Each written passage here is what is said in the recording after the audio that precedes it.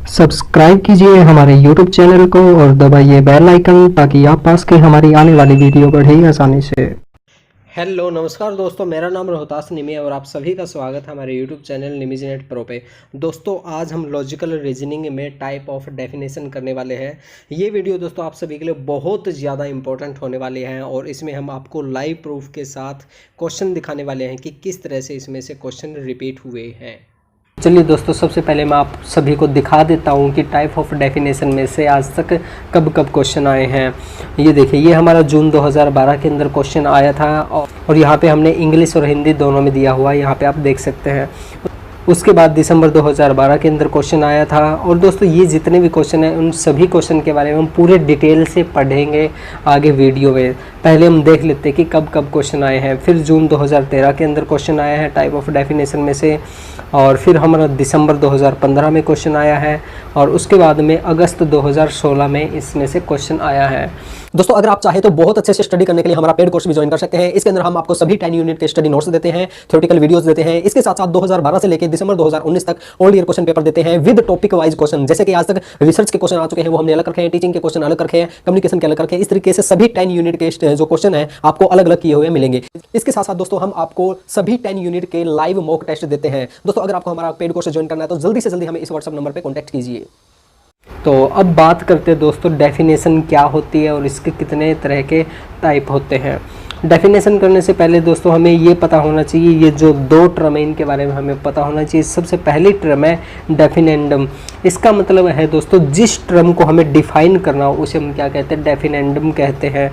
और जिस टर्म को डिफाइन करके बताया जाता है, यानी कि ये क्या है, टर्म को डिफाइन करके बताना, वो क्या कहलाता है दोस्तों, वो कहलाता है डेफिनेंस कहलाता है। तो ये जो मुख्य जो चीज़ें वो आपको पता होनी चाहिए। और उसके बाद है दोस्तों हमारा टाइप ऑफ डेफिनेशन। डेफिनेशन कितनी तरह की होती है लॉजिकल रीजनिंग के अंदर। सबसे पहली जो डेफिनेशन आती है दोस्तों वो है हमारे पास लॉजिकल डेफिनेशन आती है। और अगर हम हिंदी में बात करें तो इसका नाम होता है कोश विषयक या पद संबंधी परिभाषा भी कहा जाता है। और एक बात दोस्तों मैं आपको बता दूं कि अगर आपको जैसे कि यूजीसी नेट या जेआरएफ क्वालिफाई करना है तो आपको इंग्लिश और हिंदी में चीज़ें आना बहुत ज़्यादा ज़रूरी है, क्योंकि हिंदी के अंदर काफ़ी नाम ऐसे होते हैं जो हमें कंफ्यूज कर देते हैं, हमें पता नहीं चलता। इसलिए हमें इंग्लिश में भी पता होना चाहिए कि किस चीज़ को क्या कहते हैं। और चलिए अब हम देखते हैं कि क्या मतलब है लॉजिकल डेफिनेशन का। ऐसी परिभाषा जिसका मीनिंग डिक्शनरी में दिया हुआ हो, यानी कि ऐसी कोई भी डेफिनेशन जो डिक्शनरी में हो उसे हम क्या कहते हैं, लॉजिकल डेफिनेशन कहते हैं। और इसके अंदर कुछ बातें होती है, ये हमें ध्यान रखनी ज़रूरी है कि यह या तो सही होगी या फिर गलत होगी। यानी कि डिक्शनरी के अंदर दिया हुआ होगा तो उसमें पूरा हम कह सकते हैं कि एक प्रूफ होगा, या तो वो सही होगी या फिर वो गलत होगी। उसके अंदर सही तरीके से डिफाइन किया हुआ होगा उसमें। और ये या तो सच होगी या फिर झूठ होगी, यानी कि इसके अंदर दोनों बातें होगी, या तो ये सही होगी या गलत होगी, या सच होगी या झूठ होगी। ये चीज़ आपको ध्यान रखना ज़रूरी है, क्योंकि इसमें इसी तरीके से पूछा जाता है कि एक ऐसी डेफिनेशन जो या तो सही है या गलत है उसे किस तरह की डेफिनेशन हम कहेंगे। और यहाँ पे आप इंग्लिश में भी इसमें पढ़ सकते हैं। और ये इसमें क्या होता है दोस्तों, एक और चीज़ यह है अस्पष्टता को ख़त्म करने के उद्देश्य को भी पूरा करता है। यानी कि इससे क्या होता है दोस्तों, ये इससे हमारा जो कन्फ्यूज़न होता है वो दूर हो जाता है। हम डिक्शनरी में देख लेते हैं भाई इस चीज़ का क्या मीनिंग है, उससे हमें मोटा मोटा पता चल जाता है कि किसका क्या मतलब, यानी कि काफ़ी हद तक हमारा जो कन्फ्यूज़न है वो दूर हो सकता है। अब जैसे कि हमारे यहाँ पे ये दिया है, पुस्तक है, पेन है, चेयर है, और भी काफ़ी तरह की चीज़ें हैं जो डिक्शनरी में दी हुई होती है। अब ये देखिए दोस्तों, लॉजिकल डेफिनेशन में से एक क्वेश्चन पहले आया है, ये क्वेश्चन देखते हैं। जब परिभाषा का उद्देश्य उपयोग को स्पष्ट करना या अस्पष्टता अथवा संशय दूर करना हो तो ऐसी परिभाषा कहलाती है। अब देखिए दोस्तों, अभी यही बात हमने की थी ना कि ऐसी डेफिनेशन जिसके अंदर अस्पष्टता खत्म होती है तो उसे हम क्या कहते हैं, लॉजिकल डेफिनेशन कहते हैं। और यही बात इन्होंने इस क्वेश्चन के अंदर पूछी हुई है। तो इसका जो आंसर होगा दोस्तों वो होगा हमारा शाब्दिक परिभाषा, यानी कि लॉजिकल डेफिनेशन। यहाँ पे आप इंग्लिश में भी पढ़ सकते हैं दोस्तों, तो यहाँ पे इसका आंसर जो होगा वो लॉजिकल डेफिनेशन होगा। तो दोस्तों इस तरीके से आप बिल्कुल आसानी से क्वेश्चन कर सकते हैं। आगे देखते हैं दोस्तों, आगे है हमारी स्टिपुलेटिव डेफिनेशन। अब देखिए ये डेफिनेशन क्या होती है, सबसे पहले हमें इसको हम हिंदी में भी देख लेते हैं। हिंदी में है इसका मतलब स्वनिर्दिष्ट, यानी कि ऐसी परिभाषा जो हम खुद बनाते अपनी तरफ से ईजाद करते, उसे हम कहते हैं स्टिपुलेटिव डेफिनेशन या स्वनिर्दिष्ट परिभाषा कहते हैं।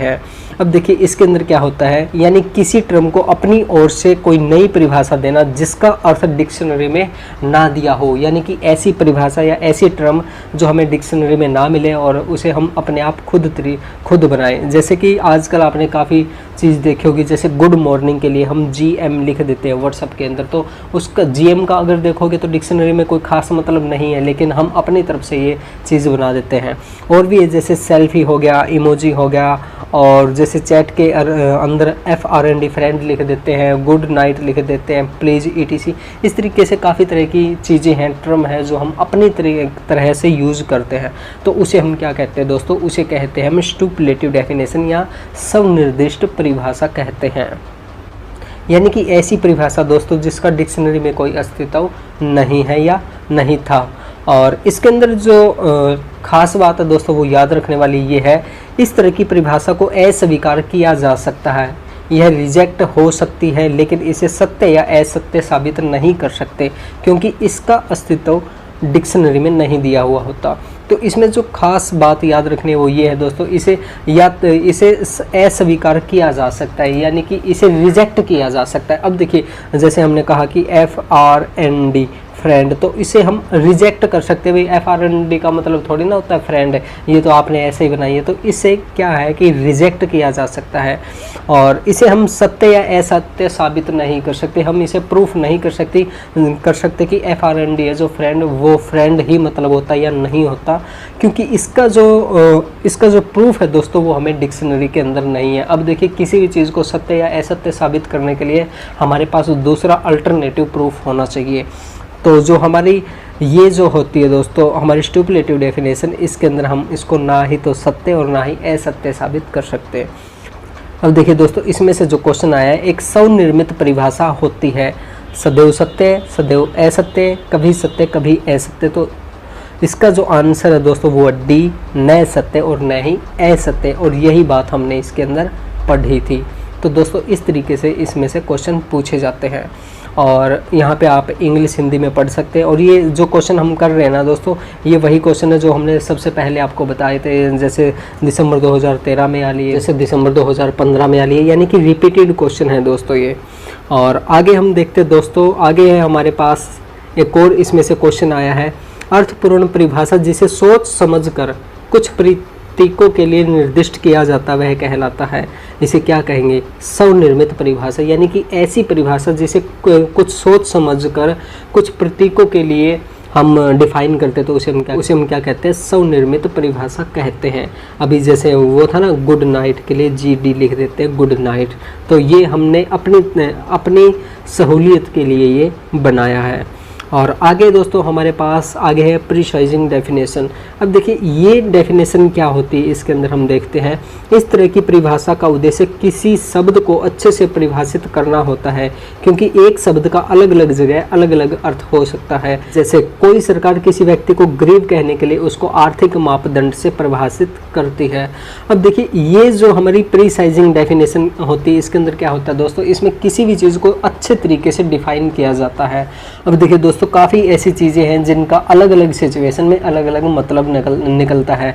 अब देखिए जैसे हम नॉर्मल भाषा में कह देते हैं भाई मैं तो यार बहुत गरीब हूँ, और अमीर आदमी है वो भी नॉर्मली कह देता कि मैं यार बहुत गरीब हूँ, लेकिन जो सरकार है, सरकार अपने मापदंड के अनुसार डिसाइड करेगी कि कौन गरीब है और कौन अमीर है। तो इस तरह की जो परिभाषा होती है उसे हम कहते हैं प्रिसाइजिंग डेफिनेशन कहते हैं।